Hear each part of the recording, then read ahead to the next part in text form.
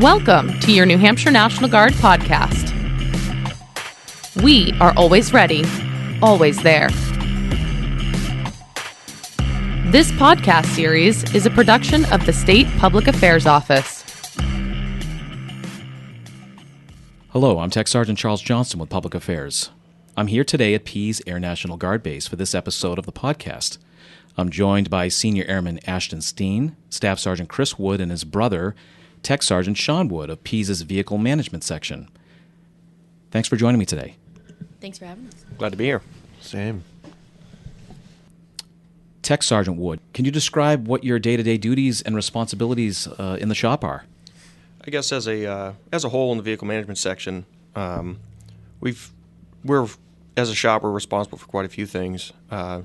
In general, it's anything to do with vehicle assets and equipment assets, you could call it too, from acquisition, assignment, disposition, maintenance, and just repairs. We've got everything from general day-to-day tasks and breakdowns, as well as scheduled maintenance is I would say our primary focus is, of course, maintaining the, I'll just call them trucks. So in layman's terms, we fix trucks, For the most part, it's pretty busy work. Like I said, we have scheduled maintenance stuff, so that's just your general things like you do on your typical car.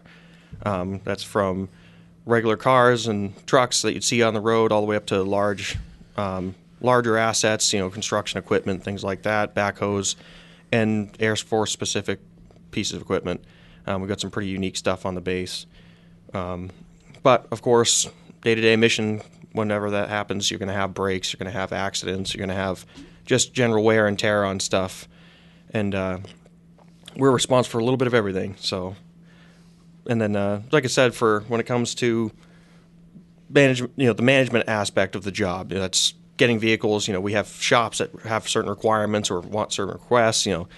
Part of our shop's responsibilities is getting those things to them. Figuring out what they need, assigning them respectively, and then as stuff wears out, things get old, we got to turn them in. Here in the military, we keep it for a long, long time, as long as we can, but eventually stuff gets to a point you just can't any longer. So, I guess in a nutshell, that's probably mostly what we do. I'll follow up on that. Yeah, we fix trucks, really. Everything from small little pickup trucks to huge fire trucks and specialty equipment, construction equipment, things of that nature. So we're responsible for obviously knowing how to operate all of these things very well to be able to diagnose them. But that's the primary duty. So diagnostics and repairing them. So I'd say a majority of our actual labor is fixing things that break, not just a scheduled maintenance piece, which is kind of interesting. Senior Airman Steen, you're a fleet manager. Yep. So I basically am on the computer all the time, looking at what vehicles need to come in for inspections, what need oil changes, and then which mechanic would be best to be put on these vehicles. The higher up will tell me what to put these guys on, and then it's basically their job to fix it. So you kind of work in the command center. It's the logistical brain of the operation. Yeah, basically. That's what we do. I will stay in the office the majority of the time. Now, the layman's terms I always describe is think of them like a service writer, and we're the mechanics. That's the easiest way to kind of correlate the two. Picking up phone calls if people break down, stuff like that. Yep. She's essentially coordinating the maintenance for us. She's essentially, as a fleet manager, she's the liaison between the customer and the technicians, us turning the wrenches. They're coordinating everything. I've visited you at your shop before, and you folks are busy. Has COVID posed any additional challenges and increased your workload in any way? It has in a couple ways. Is for us being a relatively small shop in regards to manpower and relatively high in regards to asset numbers. We're already pretty busy. We stay pretty maxed out. So during the COVID time period, if we had somebody that was out sick or had to telework, things along those lines, that definitely provided some logistical issues for us, just being more shorthanded. And then that, of course, tailed into just throughout the whole country, throughout the whole world, really. You know, our biggest issue's probably been parts acquisition, which has always been difficult. And then as time's gone on, it's definitely gotten more difficult, especially in the COVID time period. We've got the simplest, smallest pieces that you'd look at and say, oh, you can just buy that at the store or Home Depot kind of thing. Well, you can't find them, and some of those small things have taken us 6 to 8 weeks just to get. And it definitely makes the job difficult when we can see what the repair is, and it's really small, tiny stuff. An oil filter. We've had oil filters take weeks just to get from anywhere. And it's been eye-opening for sure, just dealing with what would normally be a minor inconvenience turns into a big problem. I agree. You go to very different schools to do your jobs. Mechanics, what is it about? You were telling me 16 weeks? Yeah, about 16 weeks. And is the training that you receive similar to a civilian mechanic, or do you think there's differences? I'd say there's quite a few differences. I've worked in the outside world too. So the best way to describe the Air Force, as far as vehicle maintenance goes, tech school, they really are taking. I mean, you're mixed in with active duty personnel as well as guard, but you're also actually, for the first 10 weeks, you're integrated with the Navy as well, which is really interesting. But you're very much learning the core basics. I mean, the most simplistic basics. Essentially, somebody that has never even popped the hood of a vehicle before, they're pretty much starting you there. For a lot of us, a large portion of the tech school was kind of a little too simple. Yeah, a bit too simple is the best way to put it. So the pieces that you move into that are more specialty related, Air Force equipment related, things of that nature were more beneficial. But it's the type of job where what you really learn is when you really do the job, and that's the majority of it. Most of, I'll say our guys, our people that are mechanics, when they came in and learn, they go to tech school, they get the basics. Okay, we can put them out here. We got a lot of books for CDCs and things like that, and we have specialty schools that we can send people to for the most part. But I'd say 90% of anything you're going to learn, you're on the floor, and that's how you got to learn it. That's how we learn it. Outside world, it's really not all that different in that aspect, depending on what you do. If you work in a small mom and pop shop, that's where all you're learning. That's where you're going to learn everything. Big dealerships, they have their specialty training, and it's kind of as you progress through the years, you go to more and more training to learn things. But still, I mean, you're learning it on the job. Senior Airman Steen, I think you told me that your school was about 6 weeks. Yes, it was very short. And It was actually in Texas, so it's pretty fun, but it was very quick. I didn't mind it being quick though. What were some of the skills that you learned, and did you possess any of those before you joined? We basically had to learn everything fresh because we were on a program that we use every day called DPAS. So we had to learn that, and that was basically it. So you're busy. You're sometimes short-staffed. Obviously, there's been the supply chain thing that I think you kind of touched on a little bit that's made your job a little bit more challenging at times recently. But I get the distinct impression from being over there and watching you all work together that you like your jobs. I love my job. I couldn't see myself doing anything other than this, but that's just me.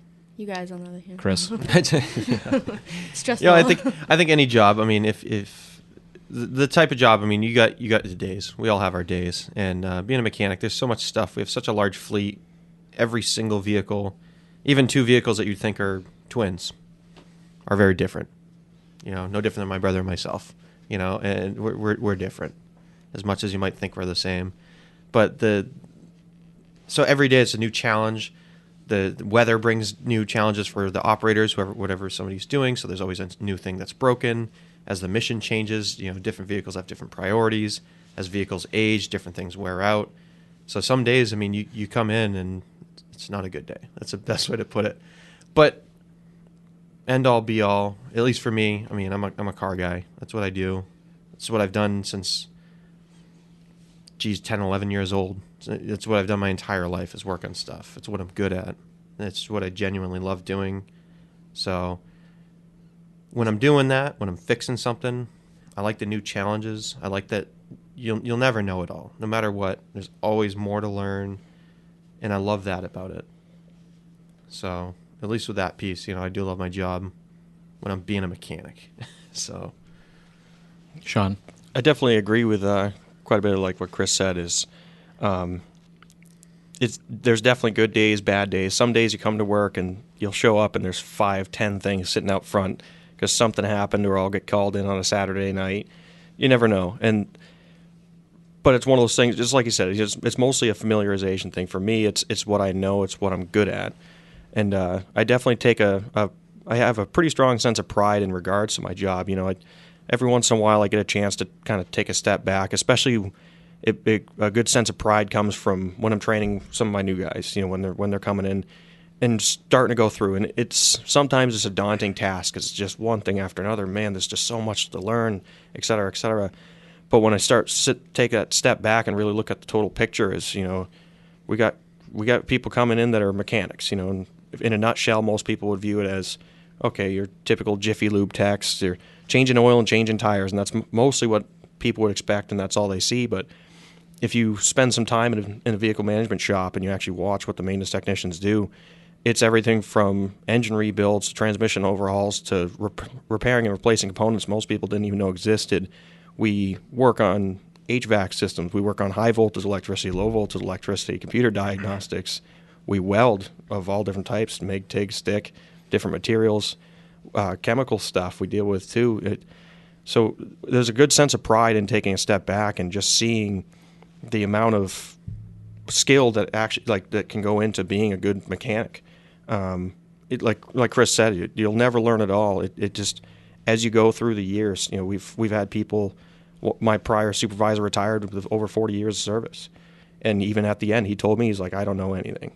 And as much as he knew, it's just it never stops because there's so much. You can encompass so much into this career field, and you can of course get by with the basics, and that's what the Air Force schools teach you. Of course, they teach you the basics to get in there, and then it's just a constant learning curve. To be really proficient, it takes a lot of effort, I suppose you could say, to really get out there and learn your craft. But it's just that. It's definitely a craft. And then, of course, on the negative side, yeah, it's a lot of work. You can really bury yourself. So it's kind of a give and take. You really get back what you put into it. And especially in a career field like ours, being at a base like this, if I'm just kind of pushing the trucks out, just kind of making them work, they're going to come back, and it's just going to make more work for me on the long run. So it's kind of interesting to look at the total picture and look at the formula that really can go into this job itself. So it's really hard for these guys. I mean, all the mechanics really, because vehicles are always breaking down. They stay really busy. Like not a day doesn't go by when someone calls and says, "Oh, this is broken," blah blah blah blah blah, and we have to do a quick turnaround. It's keeping them always busy. I think what I failed to mention, too, is that the three of you are full-time technicians. You're not just traditional guardsmen, the 1 weekend a month, 2+ weeks a year. You're here Monday through Friday, bare minimum, doing this stuff full-time. Yep. We did a feature on you, Chris, and Sean, fraternal twin brothers working elbow to elbow over there at the shop for years now, full-time. And you guys share this common interest, this common love of vehicles. Sean, I think you said, or maybe it was you, Chris, I don't remember, that you think you own or have owned just about every type of vehicle there is that doesn't have wings. That's correct, yeah. I think just trying to piece it together here it just keeps happening. I mean, if we're being honest here, yeah, give us a second, but neither one of us actually know how many vehicles we own. I have no idea. You should see the crazy things that they drive into work. It's nuts. Yeah. Trolleys. I was just going to say there's a trolley rolling around somewhere. I can't Mini even trucks, picture that. like- I can't picture that. Yeah, we've had everything from various types of motorcycles to mini trucks to school buses to the current trolley that you mentioned. It's Deuce and a halves and everything, and now it's turned into toys. I mean, we had a dozen, maybe 2 dozen jet skis. I just bought a dirt bike last night too. And you get these things cheap because they're project vehicles for the most part, and Yep. you have the skills Oh to, yeah, I mean to we make own them run. we own between the two of us probably 50, 60 vehicles, but it doesn't mean It doesn't mean they all run. They're not something we're driving to work every day. I mean, I think there's less than 10 that we can drive. I think we did the math out. I think for the ones I own, I think I'm on the positive. I think most of them run. Only a couple are on the road. That's a subjective statement. Yeah. It's funny. They'll say, "Oh, we just bought this last night," and we just roll our eyes. We're like, "Of course you guys did." Yeah, you guys don't even know. I bought a dirt bike last night too. So it's Senior Airman Steen, Staff Sergeant Wood, and Tech Sergeant Wood, thank you for taking time out of your busy day to join me for the podcast. Of course, anytime. Thanks for listening to your New Hampshire National Guard podcast.